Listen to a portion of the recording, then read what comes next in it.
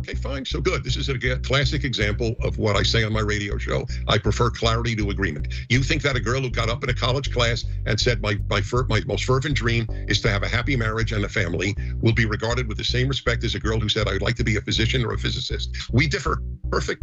You don't differ. You don't differ, Prager. She's a liar. She's a freaking liar. She is lying right now. Look at that face, dude. She just realized. She's like, oh, crap. I just realized how stupid I sound. We ache to have them on our shows. We ache to debate them, but they won't debate us, and they won't come on our shows, and they won't have us on their shows. I have offered tens of thousands of dollars to any left-wing columnist on the New York Times to debate me anywhere they want. They could choose the moderator. They could choose the audience, and serious money.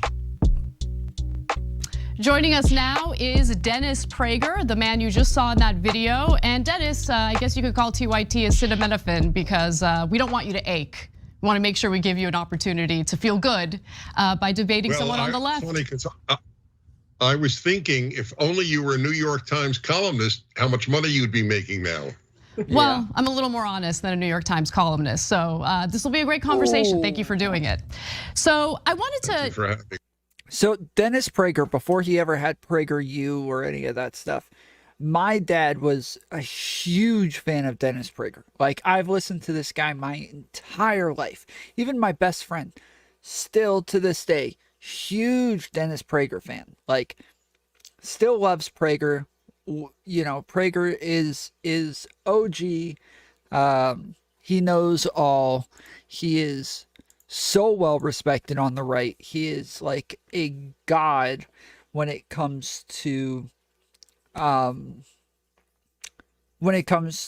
conservative talking points. Like nobody is higher than Dennis Prager. Not even Tucker Carlson. Tucker Carlson might have like a bigger platform on cable news, but Dennis Prager is the guy. He is the top dog.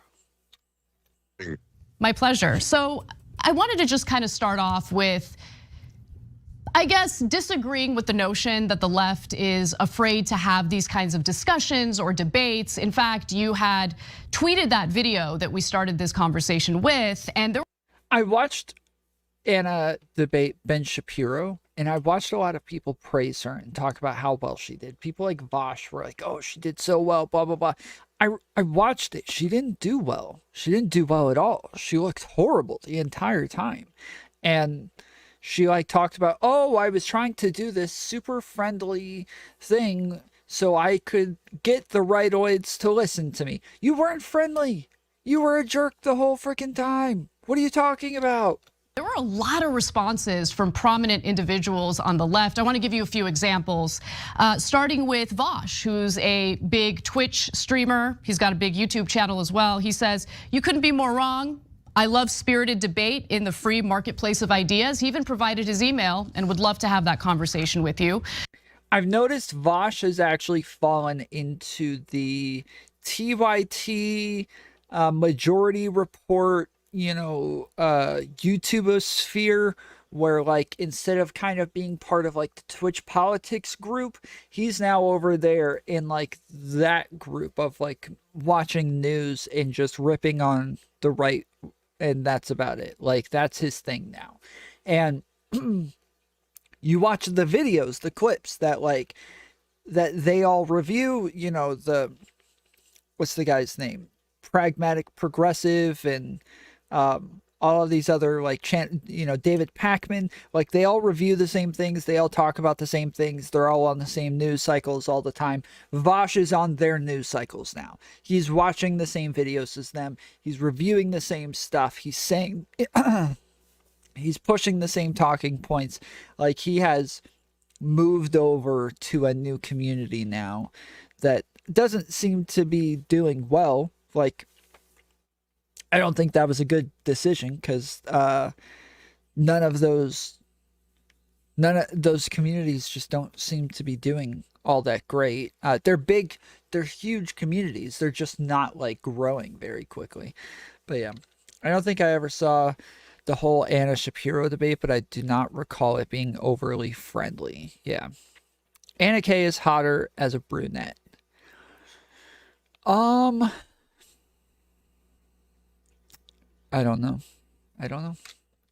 My good friend Ben Burgess also responded. He's a great guy. He says, "Hi Dennis, I'd be delighted to chat with you either on my show or you could host it through PragerU, or I'm sure Modern Day Debate or some other neutral platform would be happy to host it."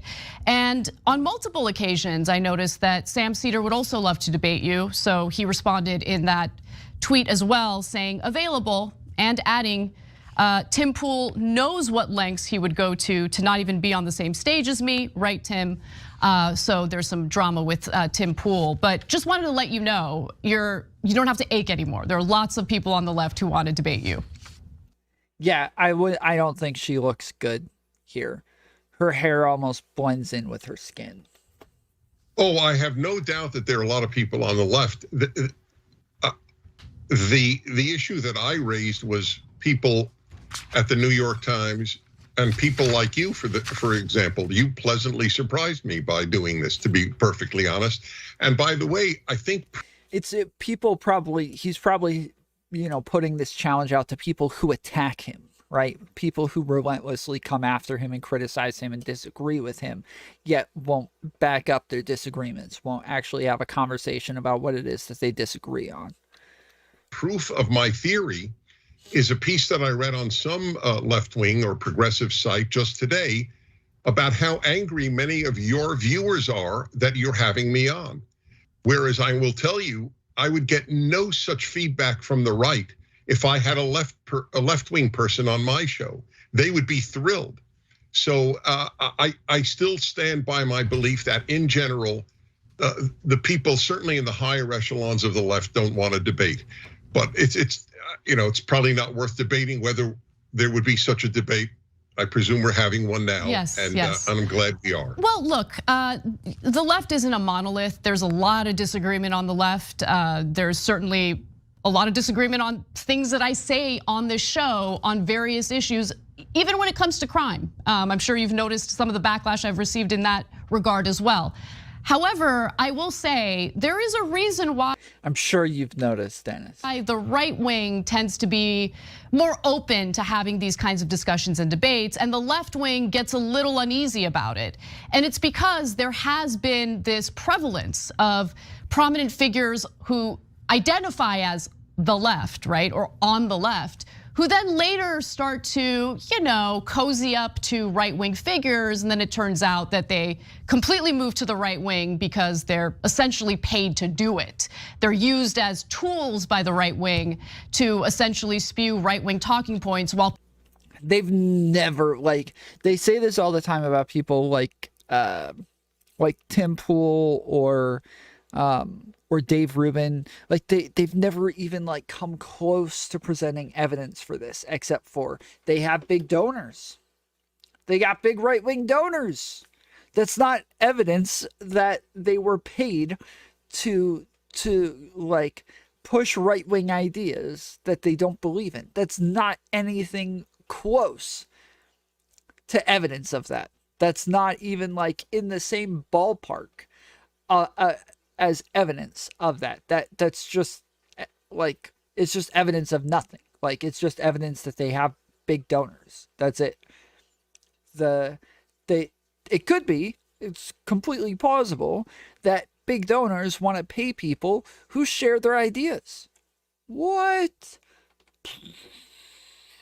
There's just this assumption that the chicken came before the egg. Purporting to still be on the left. In fact, Dave Rubin's a great example of that. Dave Rubin used to work with us. He identified as someone on the left. Yeah, go ahead. Forgive me, Anna. Dave Rubin made a video for PragerU, Why I Left the Left. Oh, I know. And he was very upset with that video, or the title of the video, because he hadn't actually left the left. He was not happy that they titled it that. He does not, in fact, state to the world that he's still on the left. I don't know who you have in mind, anymore. So I can only address the one name that you gave. Dave Rubin acknowledges he's not on the left. He just within like the last year said that he wasn't on the left anymore. The entire time before that, he still said he was on the left. It's interesting because if there was like 5 years of like when he made the video, they titled it "Why I Left the Left" and posted it on PragerU. 5 years until he finally, or maybe it was 4 years, I don't remember, but like there's years and years of time. That's a horrible point, Dennis Prager. If I recall correctly, you had a conversation with Dave Rubin and how incredibly important it was that he was engaging in these discussions with you, discussions with the right wing. And you stated something very specific. I actually want to go to that video and I want to get your thoughts. Maybe you can elaborate on what you meant in this video. Let's watch. I know this. I want you to continue to say you're a liberal because you're of great use to good values. Well, don't worry, I'm not doing it for your use of me. I'm doing it for myself. No. It's like Christians who say to me, oh, we would love you to come to Christ, but you are so valuable to us as a Jew when you defend us Christians. Yeah. And they're right. You are valuable in the best sense of the word. It is, yeah, obviously it's valuable to have your enemies defend you. Like, this is just true, but Anna will look at this as like a malicious thing where she's like, oh, you're telling him, you're admitting that you guys are just using him to push your ideology. So that's not what was said. Because America needs people who are clearly liberal and to be honest, and fall into the category of kosher as gay, to say, hey, hello, the conservatives are not hate mongers. Hello, they should be heard. And maybe every so often you should read National Review or watch a PragerU video. So, Mr. Prager, you can understand why members of the left would feel a little uneasy when these discussions take place, because usually it's a sign that someone on the left got lured in with some billionaire cash, like Dave Rubin did. Oh, okay. Well, that's an unfair statement. I don't accuse people on the left of having their positions because of money, and I don't think you should do that with regard to conservatives. Alan Dershowitz is not a right winger, but Alan Dershowitz has said to me, this Harvard professor who's very well known, he's lost all his friends because he defended Donald Trump in court. He didn't even vote for Donald Trump. Just merely defending his right to have a defense was enough for him to lose his friends. The assumption on the left is that if you're a conservative, you're a despicable human being. And this is a perfect example. The only reason Dave Rubin would have done it was for money. Yeah. I don't know anybody on my side of the spectrum who holds their positions because of money. There's a hell of a lot more money on the left anway. Really? If you want to get money. How is Prager?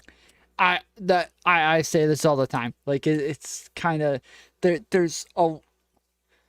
left just makes more money. Like liberals just make more money. There's more there's a reason why there's more left-wing media, in that mainstream media is majority left-wing, because that's where all the money is. That's because there's enough funding to push that. Like it's not it's just like it's not surprising at all. Nobody should be surprised that, like, yes, the left, again, liberals just make more money in America. Like they go to college more often. Anybody who goes to college happens to make, like, I think on average about $40,000 more per year, about $1 million more in a lifetime. Like, Tom, no liberal is making money on YouTube compared to conservatives. No liberal is making money on YouTube compared to conservatives.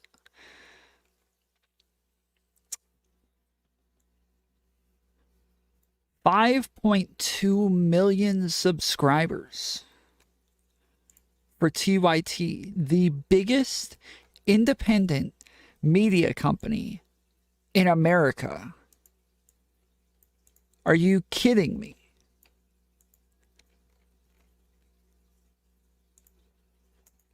you funded? The Washington Post. How is Prager you the funded? Washington Post by people on the internet and by wealthy donors. But Prager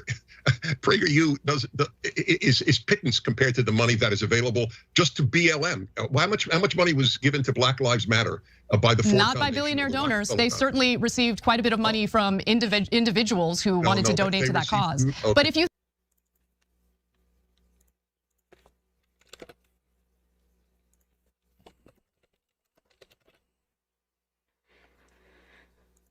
The Daily Wire has 2.87 million subscribers. Or is this the Daily Wire Plus, or did I click the wrong thing? Yeah, no, that's just the Daily Wire.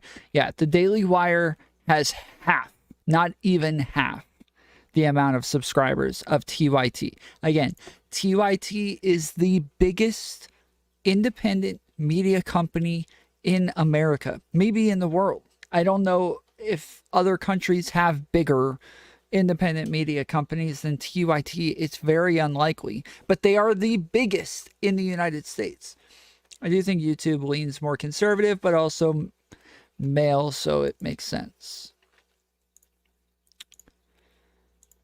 you think there's a lot of money on the left, I mean, you would be mistaken. But I do want to move off this because there are actual topics, issues that are worth discussing. The richest zip codes vote Democrat. The wealth today in America is disproportionately on behalf of Democrats on the left wing. That's either a fact or not. Anybody could look it up. There's a difference between voters in wealthy parts of the country and who ends up serving as donors, both for politicians, corporate politicians, of course. But what are the view counts? I mean, it's not like either one of these channels are new channels. These are channels that have been around for years and years. If one channel has double the other, I don't think it's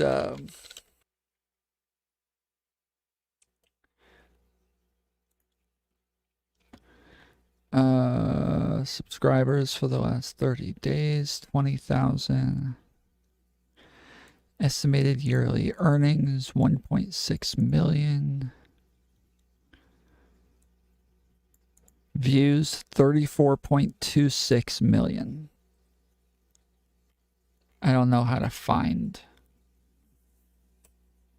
But anyways, I mean, look, again, TYT is well known to be the biggest independent media company. Like, everybody knows this. They are mentioned all the time as the biggest, because not only are they the biggest, but they are by far the biggest. Yeah, so there you go. 4.85 million views for the last 30 days. What was TYT? Like 34 million. So yeah, massive difference. And for right-wing media. If you think left-wing media has major billionaire donors, again, you'd sadly be mistaken. But the information regarding PragerU, which, by the way, you're listed as an organization. You can say that conservatives are a type of liberal, but when liberalism and being a liberal are two very different things in America. I don't know where you live, so if you don't live in America, maybe you don't understand this. I feel like most of the time socialists and communists, they understand this. They just play stupid and pretend like they don't understand how English works. But the way the way in America we use the word liberal is it's for people with more liberal beliefs. Conservative beliefs are people with more conservative beliefs. But it's only in relation to each other, right?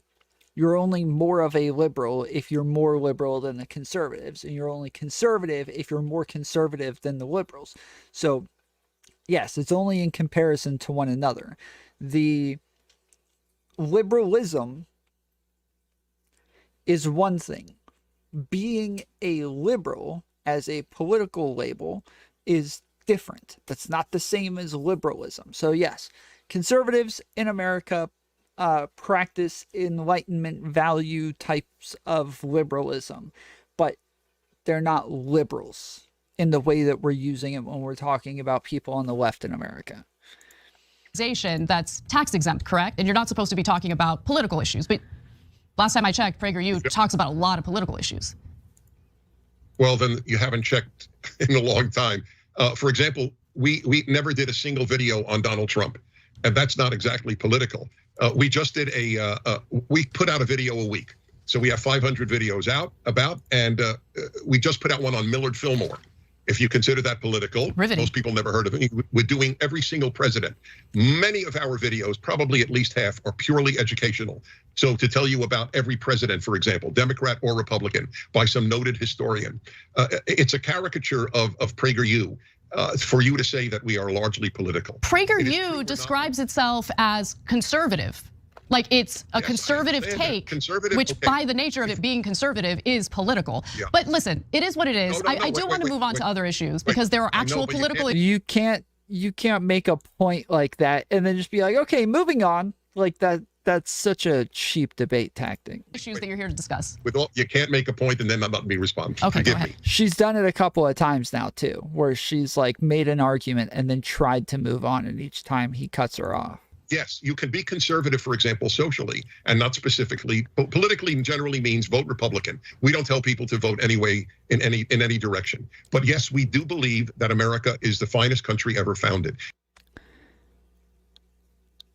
Well, the reason for that is there are groups that want recognition and are sick of the two-party comparison. I mean, those groups can get recognition within the two-party comparison. It's just they're not popular enough. And so they think, okay, well, now let's just complain about the fact that we don't get any representation when, like, it's kind of like 2 is a lot already. Like, the libs are already upset that they don't, that conservatives get any representation whatsoever. You know, they're not about to start extending it to even more groups. If that makes us political, we're political. So I want to move on to other statements you've made, other issues. You know, you do focus on culture war related issues. Brett Cooper is averaging 52 million viewers, and TYT is averaging 32 million viewers a month. That's cool. Distaste, hatred for secularism. I want to start off without putting words in your mouth. I'm going to show a video of something you said just yesterday on the Dennis Prager show that I thought was fascinating. So let's take a look at that and we'll discuss. The computer sticker phenomenon is crazy. It was actually one of the biggest shocks. What does that mean? What does that mean? On your computer right here, people, instead of just having a blank back, I see. they would have messages. Yes, it would either be. And what was the common message? I heart women, or just the female sign, you know, the circle and the arrow. I heart women on a woman's computer? Yes. All of this is proof to me that women need men. These women. This is so weird, dude. What the hell is he talking about? What? What? Sticker says, I heart women is man, they need men. Where is this about to go? What the hell? Are manless. They may have hookups, but they're manless. And they might have been fatherless too. Ending with my generation, I would say, ending with the baby boomers, but certainly through then, a young woman thought a lot about, do I have a boyfriend? Mm-hmm. What will my wedding be like? What will I wear? Who will be there? Who will the guy be? That I believe is healthy and normal for a young woman. Mm-hmm. It's a good thing. That has been knocked out by the feminist left. And if you think about it, you're a weak female. So fascinating statements there. You seem to believe that women who love themselves, who love women, who feel confident about being women, tend to be manless and lonely. Do you genuinely think that? Base. Do you think I'm manless and lonely? I think women rock. I said that in general, women need men, and I've said 1,000 times that in general, men need women. The fact that that's controversial is a statement about what's happened to our culture. But you got triggered by a story about women who have laptop stickers that just say positive things about women. Your mind immediately went to, they might have daddy issues and they're lonely, they need men.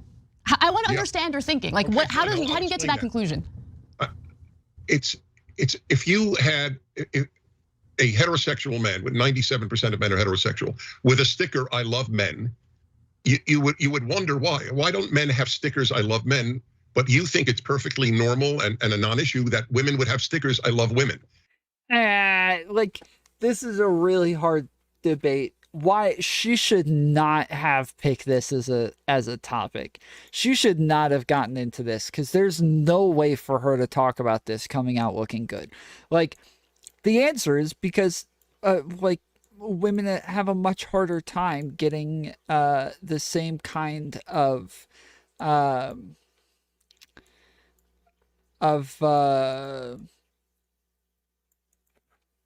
guess, support as men. Not that women don't get support, because they probably get more support than men in a lot of ways, but in other ways they don't, especially in like a work office where he's talking about, you know, in the office some woman had a sticker on her computer, right?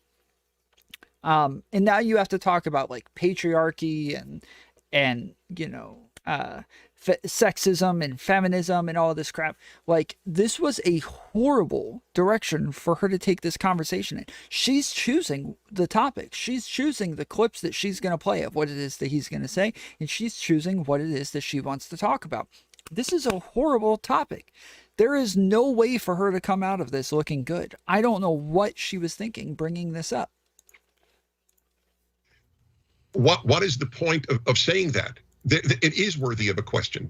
And I don't think that 50 years ago this would have been, obviously there were no laptops then, but I don't think it would have been a common sentiment. I don't understand why women would need to announce I love women if they're not a gay woman. You tell me, I'm curious. What does that signify? Well, I mean, listen, as an individual who values free speech and freedom of expression, I think that women and men can have whatever laptop stickers they want. That's not, nobody cares if you think they can have it. He's talking about what it means if they have it. He says, this is what that sticker means. And you're saying, well, you're incorrect. But now when he's like, well, this is why I think that. Why do you think I'm wrong? She's like, I think people can say whatever they want. That's not relevant. Everybody knows that you can say whatever you want. We all know this. This is not mind-blowing information that you're giving us here, Anna. Like, this is not a good argument. Well, I think I'm an American, so I believe in freedom of speech, actually. No, duh. No, duh, they can have whatever stickers they want. It's why is he wrong? That's what he's asking. That's what we want to know. And the reason why there is a difference between men and women in regard to those laptop stickers is because, I mean, when you really think about it, women didn't have the right to vote for a very long time. Tom, her audience is full of lefties. They knew the lefties would laugh at him. The lefties could have laughed at him without bringing him on. The lefties could have laughed at him without ever having him on the channel whatsoever. They could have just reviewed the debate or reviewed his videos, probably gotten the same amount of views and everything. Normally the reason that you do this, one, he put out the challenge saying, would anybody on the left talk to me? She came and said, hey, I want to talk to you. I want to have a conversation with you, right? The reason is because he doesn't believe that people will actually engage with him honestly and challenge his ideas, challenge the things that he believes. So you can say, well, this is why she did it. Cool story, bro. But like in the end, she's not actually challenging what it is that he's saying. And if she is, she's not doing it in an effective manner. This is not a good route to go. Now here she is talking about, women didn't have the chance to vote and all of this other stuff. Those are good things to talk about. Those are great. This is not the time to do it, and this is not the way to do it, where you're talking about a sticker on the back of somebody's freaking laptop.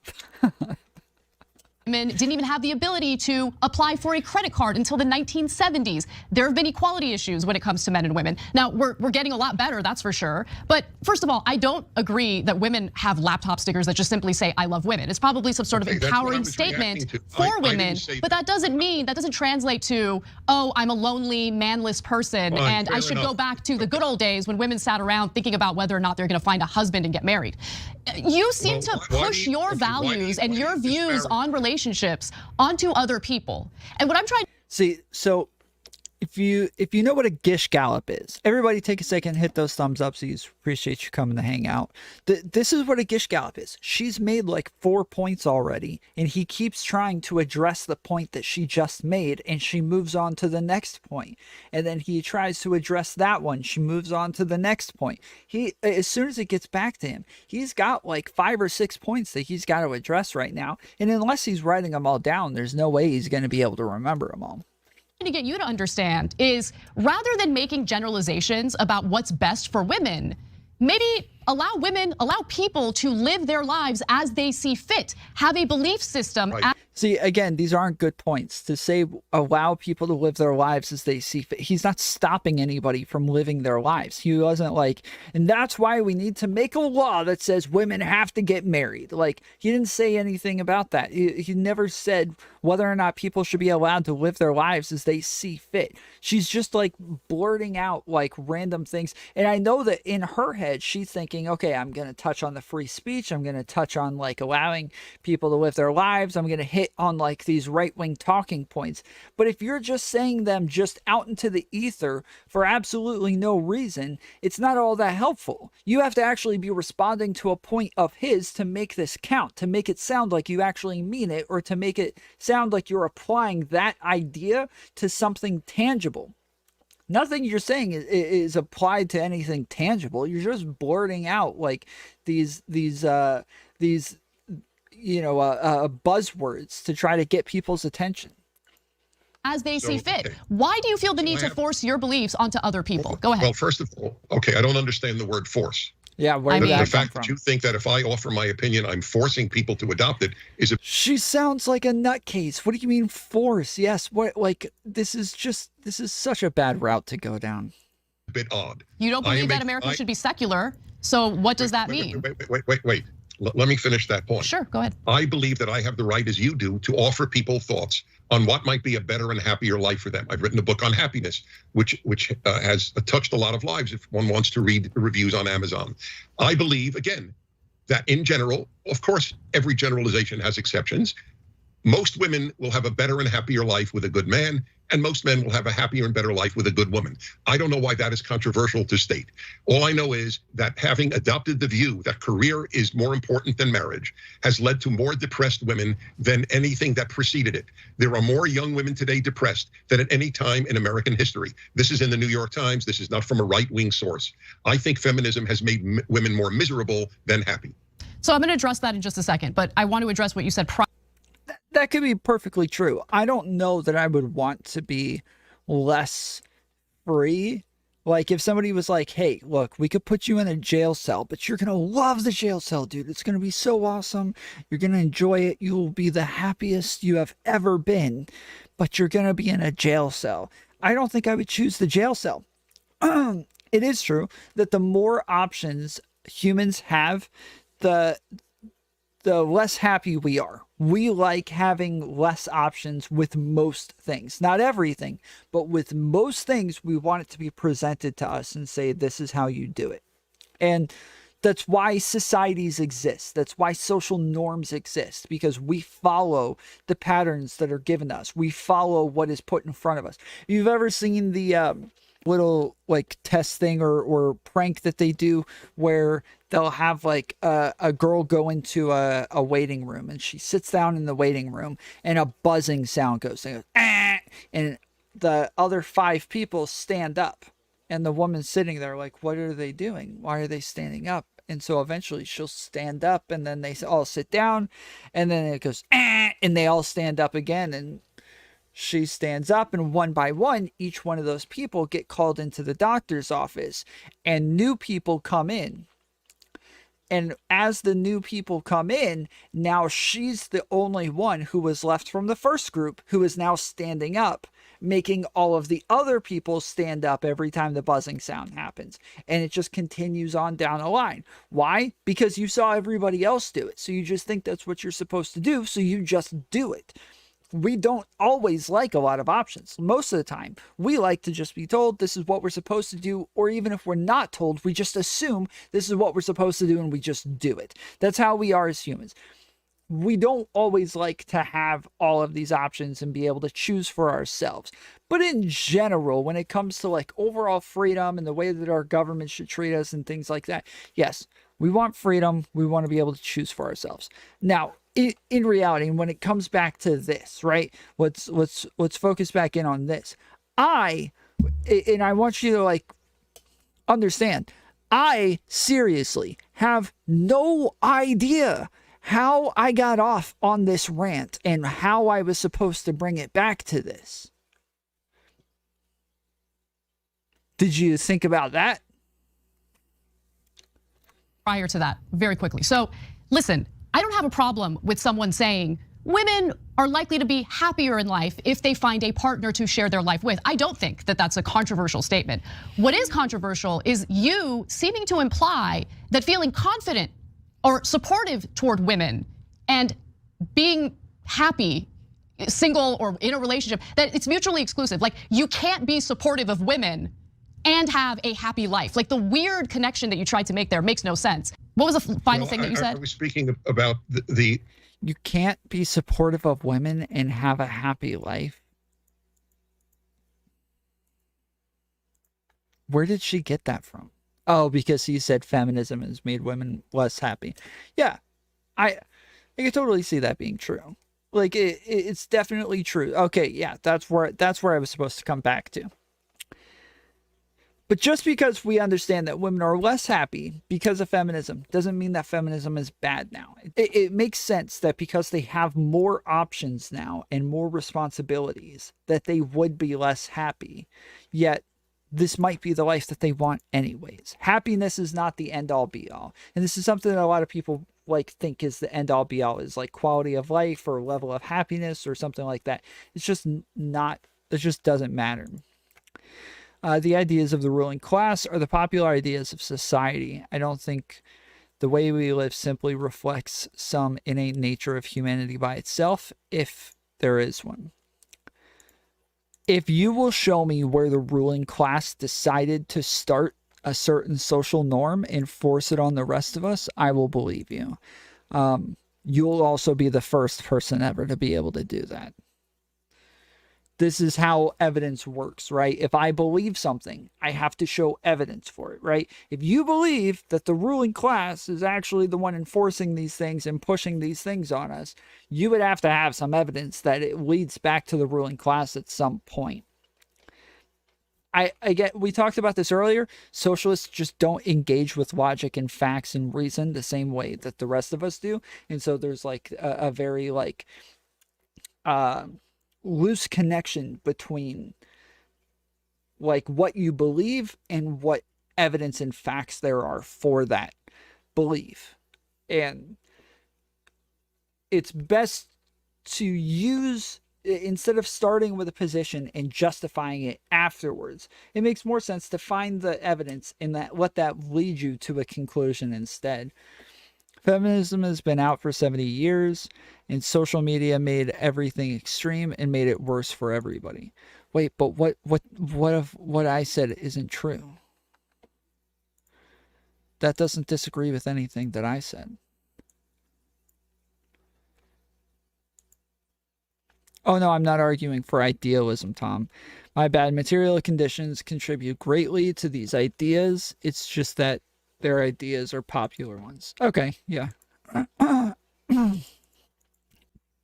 The depression among women in today's time. That's a great point. And you know what? That's right. There's actually increasing rates of depression and anxiety among men and women. I think that's important to point out. And you are concluding that it's because of, I guess, the breakdown of the traditional families and people who remain single. I think that the belief. And again, this is probably actually true. There's probably a lot of truth behind what it is he's saying. It's just a matter of whether or not we care. That many young women have, that they if they find a man, that's a great thing. But the thing that will really bring them joy in life is career has missed. Isn't Christianity an example? When Constantinople made Christianity the official religion, it blew up and became a top-down norm. It did become a top-down norm, but most of those norms are, so I wouldn't say it's necessarily a top-down norm, because most of those norms are reinforced socially. They're reinforced. So like most of the beliefs that you take on, we talk about this all the time when we're talking about rhetoric and how to convince people of an idea. Most people believe things based on whether or not they want to be part of a group, right? Based on like social factors. So if I look at a group and I say, hey, those guys, they're the cool kids, they sit at the cool kid table, and they're all socialists, I'm probably more likely to take on some socialist ideas to fit in and be one with them. And then once I'm one with them, if somebody comes and proves socialism wrong to me, I don't want to believe them. There's no reason for me to prioritize the truth of the matter over sitting at the cool kids table. I prioritize sitting at the cool kids table over being correct factually. Nobody's going to throw a parade for me or care that I ended up being correct factually when I no longer have friends or family that want to hang out with me, right? So the priority for me is going to be sitting at the cool kids table, and therefore I'm going to continue believing in socialism. That's how like our ideas form over time. The biggest component, or the biggest like the biggest type of reinforcement is going to be social reinforcement based on peer pressure. Led massive numbers of women into a less happy life. Career is not as... I don't think it's true either, Tom. Aren't Christians more depressed more than ever right now? Everybody is more than ever right now, but Christians are less depressed than non-Christians. Or religious people are less depressed than non-religious people. Republicans are much happier people. Live happier marriages, like have longer lasting marriages, like all of these things. But yes, literally everybody is more depressed than ever right now, and that's probably because of internet, social media, and things like that. Do you have evidence for that? Which one? Oh yeah, just real quick. This is the guy the other day that the dude was saying I looked like.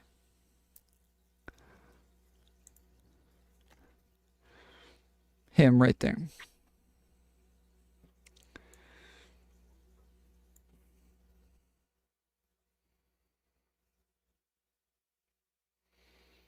I can kind of see it.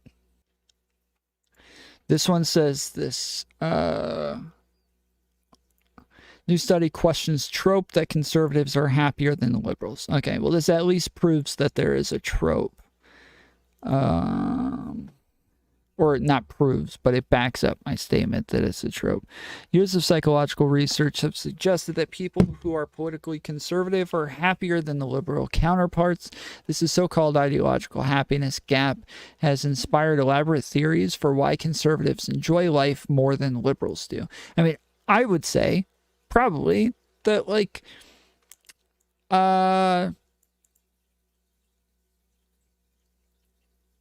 ignorance is bliss, probably. I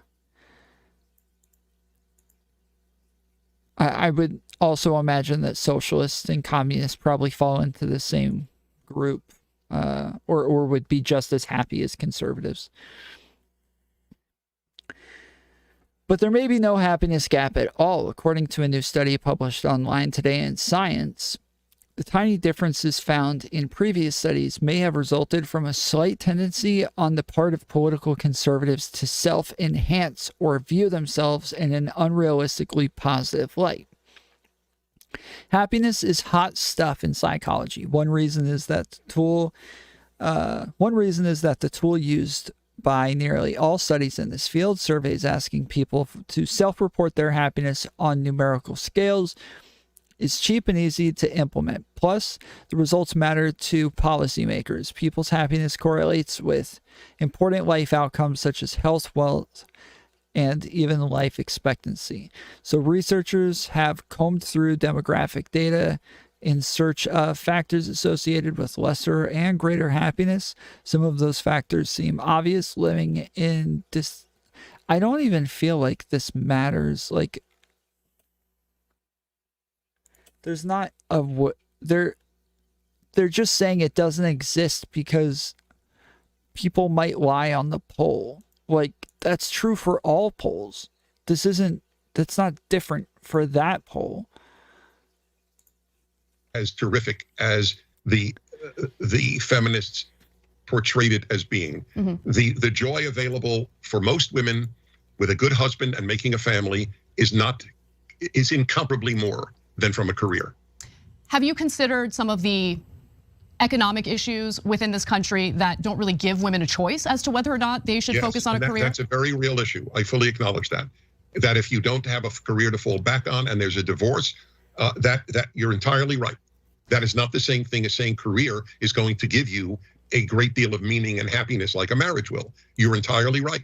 Economically speaking, there is value in having a fallback career. I fully acknowledge that. But I'm going further than that, because the idea that a family can live in a single income household today is laughable. That is incredibly difficult to do. And so while the right wing and you yourself seem to have this idea that, well, women should focus on marriage, they should focus on building a family.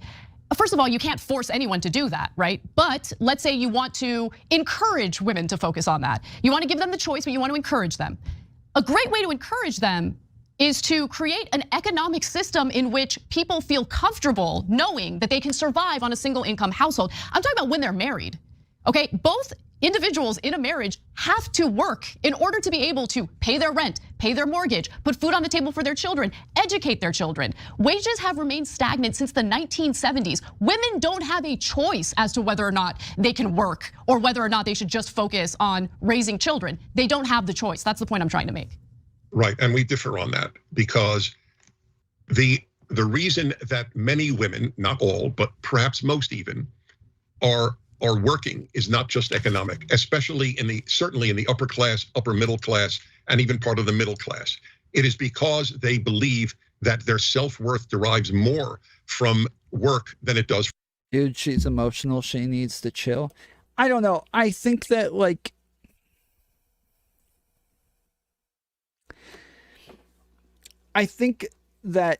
and I've talked about this a bunch, obviously we review a lot of debates on this channel. And so anytime we end up with a woman that we're reviewing a debate from, it's harder to judge women because it's harder for them to maintain their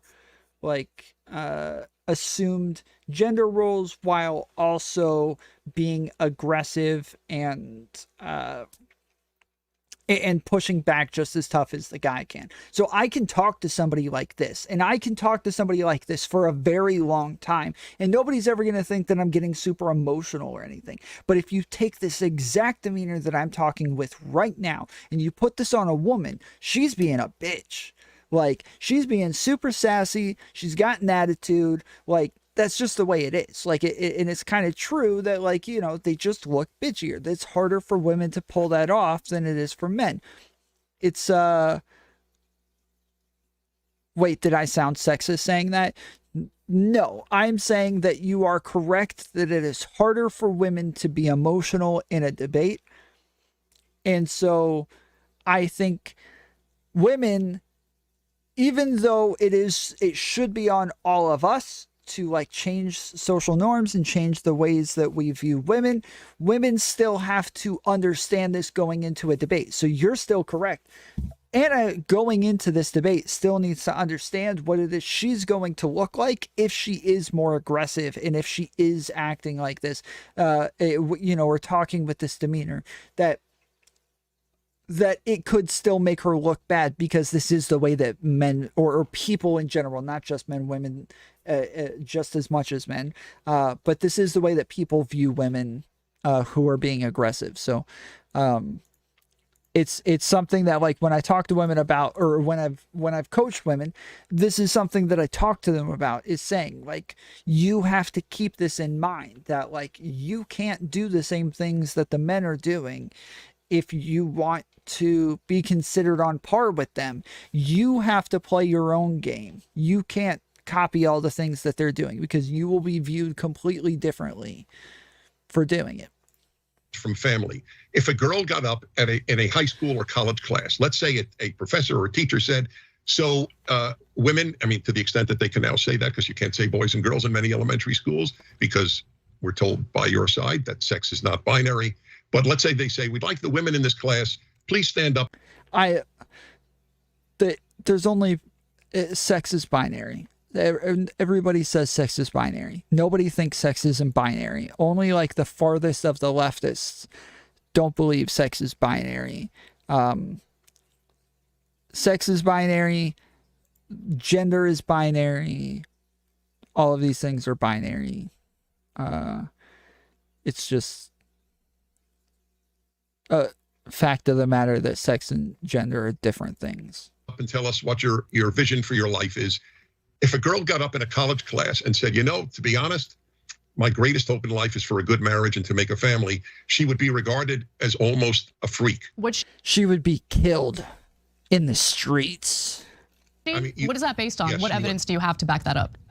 I live in the real world. So do I. There is, okay, and you believe that if a girl got... Come on. You're super disingenuous if you don't think that like people look down on like a housewife more so than a girl boss. Like, you are lying to yourself and the world if you think we all view those two things the same, especially liberals. So if Anna's not willing to admit this, she does not live in the real world. Got up and said that, she would be... I feel better now. Thank you, Freddie. Regarded with the same respect as the girl who said, I'd like to be a physicist. I believe that most normal people are too busy thinking about how they need to survive and are less concerned about the aspirations of individuals in their classroom. This is such a cop-out answer, dude. Like, look, libs, leftists, lefties in the audience, please. Think about things before you say them. I understand that, like, what she's saying is, it can be true. It's just not true in comparison to what he's saying, or in relation to what he's saying. And it's not a direct response, which is what we're all looking for. At some point, she's got to respond to things that he's saying. I mean, come on. She don't represent me, Tom. Okay. Stop lumping us all together. I didn't. I literally just like gave like 3 different groups of people. What do you want from me?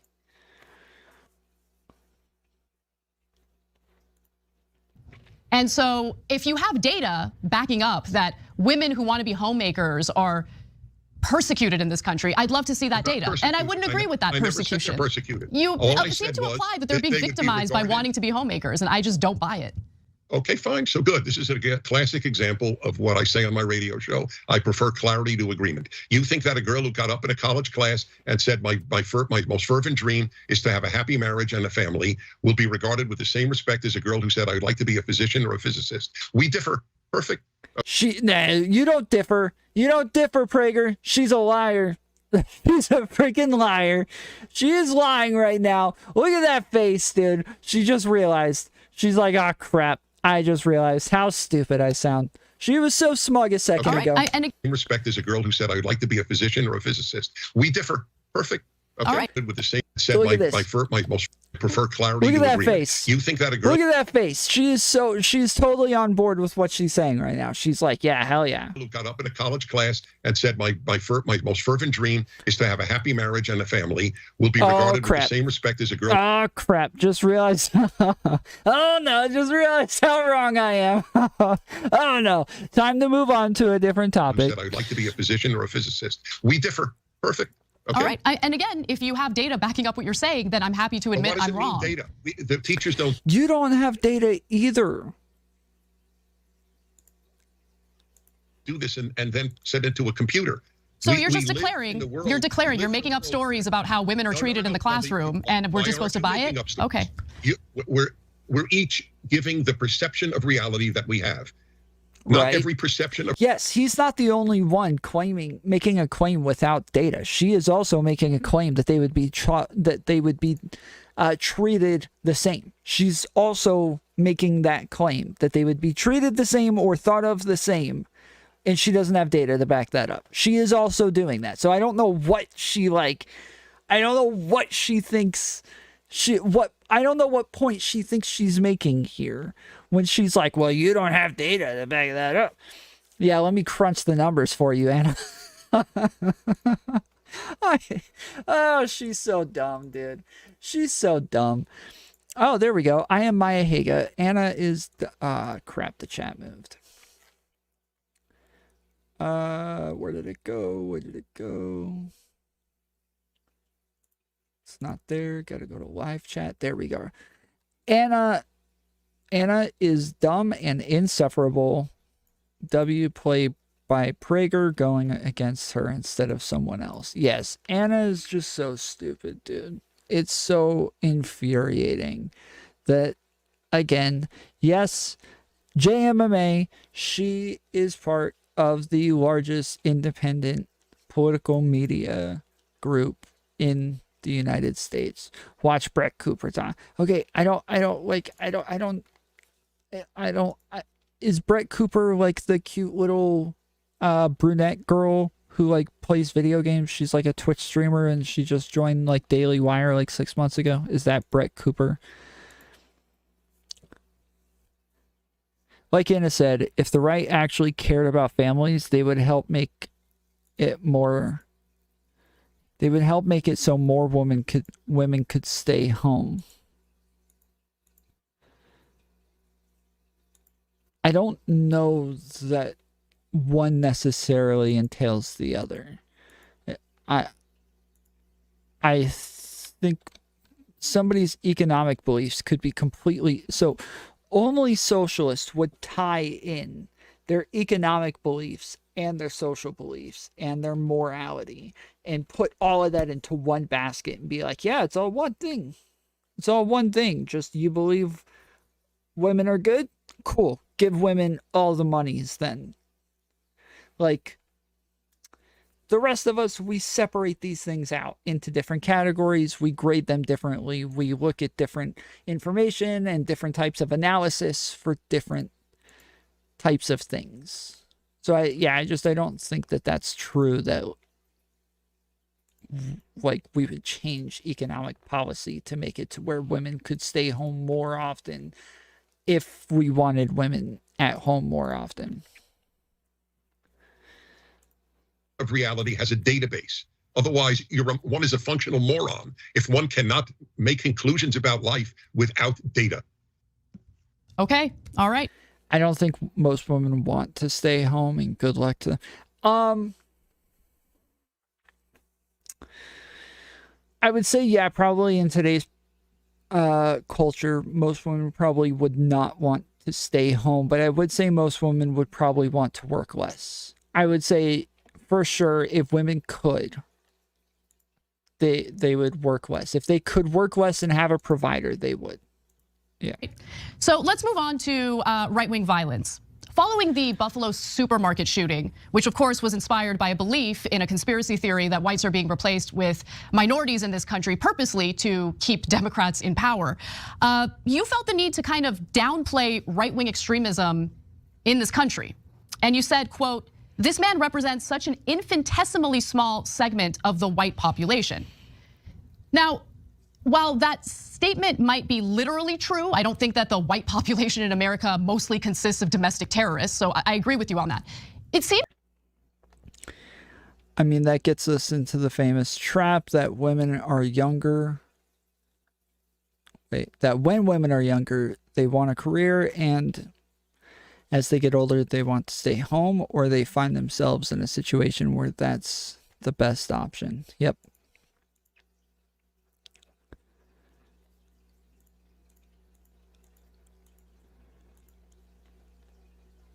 The problem is if you take time off work, that really hurts your career, just makes it easier for women to leave and come back into the workforce. Yeah, it's almost as if like the workforce wasn't designed for women. Patriarchy!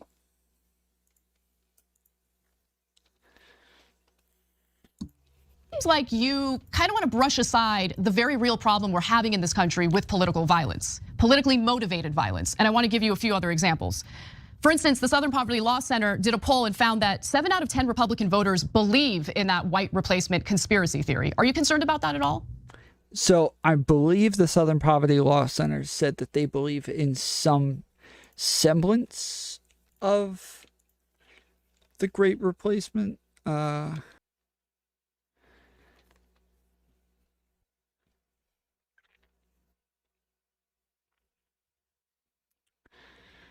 In late April, the Southern Poverty Law Center and Tuckwin Research conducted a poll of 1,500 Americans to examine the extent in which the extreme beliefs and narratives that mobilize the right have been absorbed by the wider American public. We found that the ideas underpinning the white nationalist Great Replacement narrative recently cited by alleged white supremacist terrorists in Buffalo, New York, have that... What? Dude. This is like hardcore muddying the waters, dude. Recently cited by an alleged white supremacist terrorist in Buffalo. That's a bit overboard, I think. I don't know. Have become thoroughly mainstream on the political right. Nearly 7 in 10 Republicans surveyed agree to at least some extent that the demographic changes in the United States are deliberately driven by liberals and progressive politicians. See, this is what I'm saying. At least to some extent. This is bullcrap.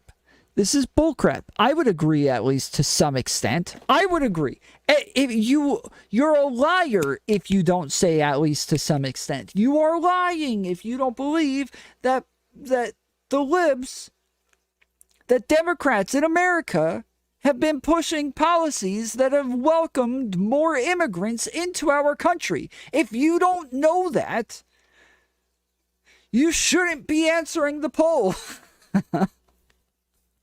Like, this is so stupid. These people are all so bad faith. I hate these people. I hate them all so much. Right now, we have had, I believe, 2 million illegal immigrants. And the Democratic president of the United States has opened our border. There was attempt to close the border to illegal immigration. So I will ask you, and I mean this is not even as a challenge, I'm curious, why do you think people on the left want millions of people to come in legally or illegally? Well, let's first discuss the inaccuracies in your statement. Number one, there are legal means. Yeah, I was going to say, there aren't millions coming in illegally. There's about 1 million immigrants per year that come in legal or illegal. Then that's divvied up into a bunch of different types of immigrants, whether it's, asylum seekers or work visas or people who are waiting for their green card or being deported or whatever, like that like about 1 million. So not millions. Then on top of that, the main reason that they're coming in is because we need freaking workers. We have a national labor shortage. We need people. Of course. To immigrate into the United States. So, for instance, the asylum seekers who are being used as political pawns by people like Texas Governor Greg Abbott, I'm not done, or Florida's... got him with the I'm not done. She wasn't done. Lick those chops, buddy. Lick those chops, Prager. You just got told by a woman. Look at how red his face is. And he's licking away. Oh, yeah. Oh, yeah. You got rocked, Mr. Prager. They're going to cancel you. The right is going to get rid of you. You got owned by a girl.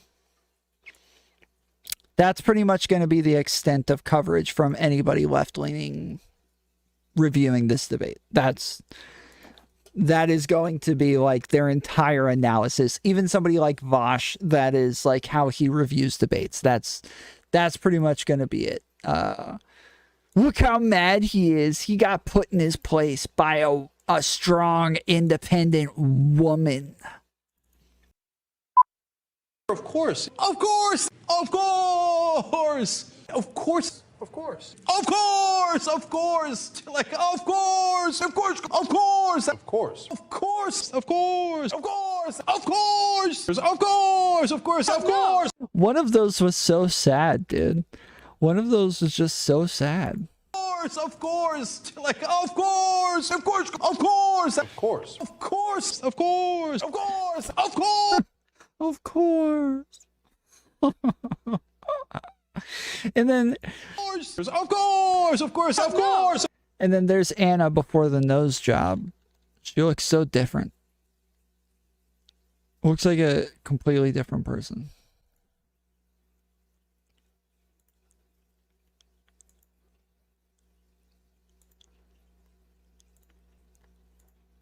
Governor Ron DeSantis, they came into this country seeking asylum, meaning they are here legally and they are awaiting a federal judge, an immigration judge, to make a decision about their asylum status. Okay, so the idea that the border is open and people are just pouring in illegally is inaccurate. Yes, no, it is accurate. No, it's inaccurate. So this is a perfect example of where. Tom, do you know one take that triggers conservatives? Are you asking me if I know one take that triggers conservatives, or do I know the one take that triggers conservatives? Like, is there a specific take that you're looking for that triggers conservatives? Or are you just saying, like, is there any take that triggers conservatives that I happen to know of? We'll come back to this. We differ, and there's no reconciling. Either you're right or I'm right. Either millions are coming in illegally, but whom you are calling legal because they're all seeking asylum. Do I hear you correctly? We have a system in place for asylum seekers. So are you saying that we should do away with that system? And if you are saying that, then it would require members of Congress to pass legislation that reforms our immigration system. But I mean, no, duh. Why did she say that? What was the point in that statement?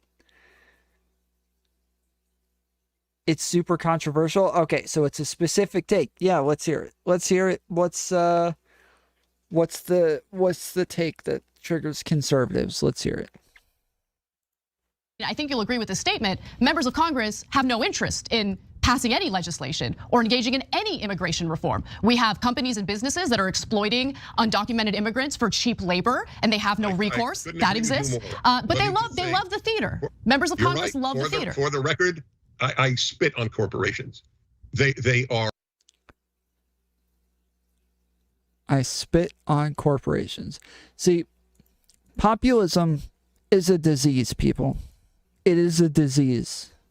It's like I am not kidding. I would not be surprised whatsoever, and I want you to seriously, like, let me just, I want to make sure everybody understands how serious I am right now. If tomorrow I woke up and turned on the news and they were like, we just discovered a worm that crawls into people's brains and eats their brains from the inside and turns them into populists, I would not be surprised whatsoever. Like, no part of me would be like, wow, I can't believe that's what caused all of this. No, that's almost definitely what's causing this. There are literal worms crawling into people's brains and eating their brains out and making them populists. But I'm a populist. Look, I am so happy for you that you found this show, okay? We will reform you, okay?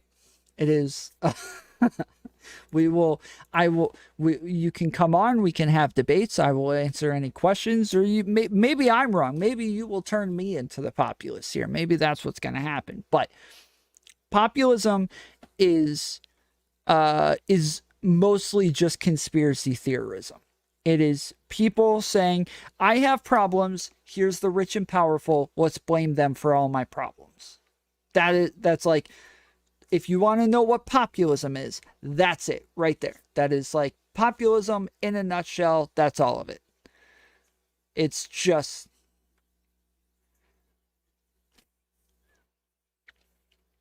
Lord of the Rings, the Rings of Power is a really good TV show. It is a really good TV show. That's the thing that's going to trigger conservatives. I've only heard leftists talk about the show and they all said that it was crap. I think it's super good. I love that show. And I love that they're going all the way back to like the beginning of what is it? Samhain? I don't know. I can't remember his name. But yeah, I love that show. It's a good show. Well, I agree with that. I think too many things get blamed on the other. But don't you want recess all day? No, I don't want recess all day. I want things to get done.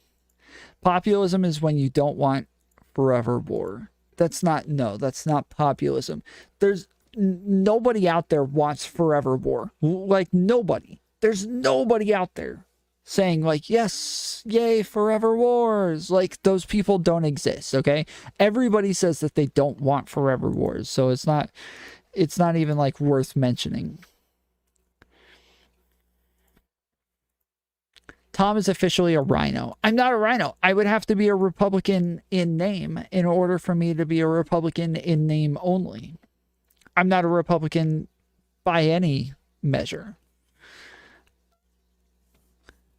Sure, but it's not happening. Populism is a grift to get yourself voted in. True. It is, and that's like, it's exactly what Swirly's saying, where it's like, as long as I keep saying like, the teachers are trying to keep us down. I want to give free snacks to everybody and recess all day and pizza every day for lunch. Let's go. Like, that's populism. It's just like, let me just like throw out a bunch of random cartoony bullcrap. Like, all of the politicians are paid off. And that claim right there is what populism runs off of.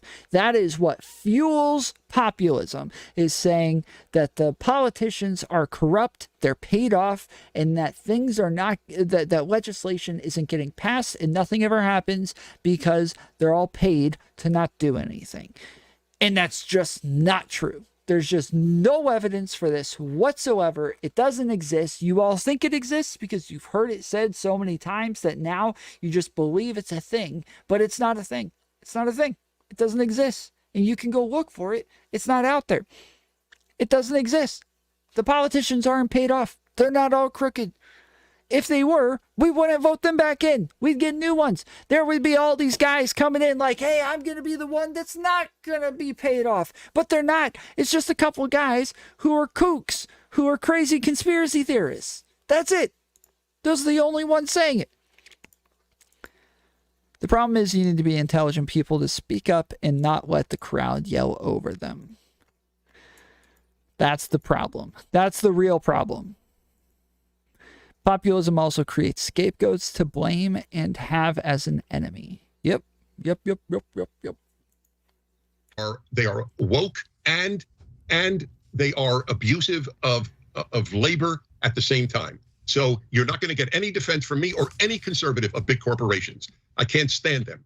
The fact that Disney will not even allow people at their amusement parks to say boys and girls anymore gives you an idea of how sick they have become in the wokeness of this non-binary evil. And that I do believe is evil. To tell little children you don't know if you're a boy or a girl until you decide. Do you think that's healthy? I think it's unhealthy to spend the amount of time you spend in judging decisions that parents make about their own children. I think it's none of your business. I don't think it's anyone's business. And schools. This is so dumb. This is so dumb. She's not going to respond. She's not going to respond to anything he's saying. I think he's wrong. She's not going to tell him that he's wrong, though. She's going to go off on some bullcrap of, well, I don't even think you should think about this as much as you do. No, like, nobody cares. Nobody cares if you think he should think about it. Like, do you think he's wrong?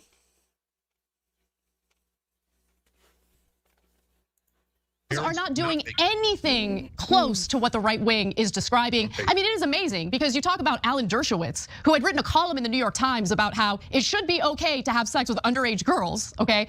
You don't call him a groomer, but you'll call our educators who have done nothing wrong, just want to create an environment that's welcoming to all students. You'll call them groomers, you'll defame them as some sort of sexual predators, and it's unacceptable. Just being clear about that. I never called them groomers. You have the wrong guy.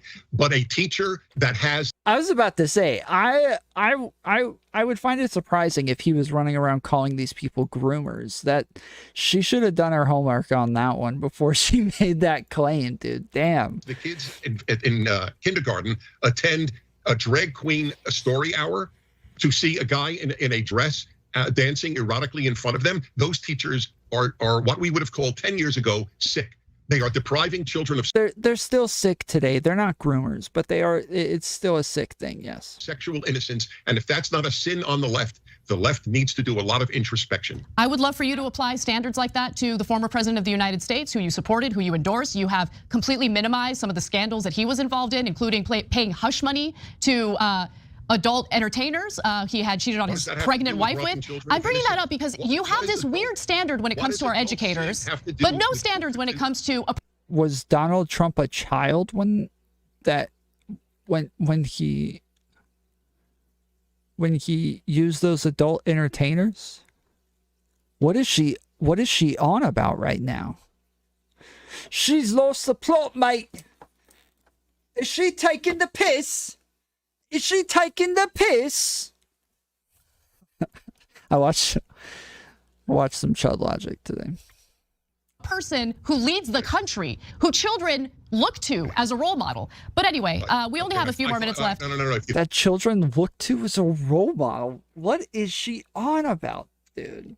Throw out a point, you have to allow me to respond. Okay, go ahead. We're running out of time. We have a hard out, so go ahead. When I was a child, my father didn't say to me, I want you to look to Lyndon Johnson as a role model. This notion that the president's private life, John F. Kennedy had orgies at the White House.